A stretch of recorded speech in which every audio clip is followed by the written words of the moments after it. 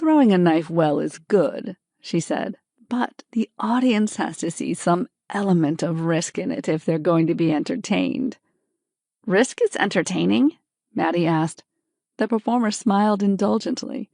Of course it is. People love to be frightened, she said. She moved up to the target and wheeled a new apparatus from behind it. It was a pulley wheel and crank handle with a leather belt running from the pulley. She looped the belt over a matching pulley at the back of the target board, flicked off a retaining strap, and pulled the cranking apparatus until the leather belt was taut. She gave a few experimental tugs on the crank handle, and the target board turned slowly in time with the crank.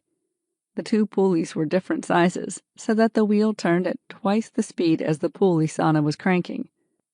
"Hit number 5, she said suddenly, catching Maddie by surprise. Hurriedly, the ranger peered at the turning target wheel and located the number 5 segment. She took a few seconds to assess the speed at which the wheel was turning and threw, aiming off to allow for the fact that the numbered segment would have moved in the time it took for the knife to reach the target. Thunk! The knife thudded into the nominated segment on the outer edge of the wheel. It wasn't quite central, but Sana nodded in approval.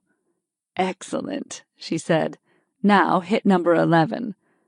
She continued turning the crank, keeping the target board rotating at a constant speed.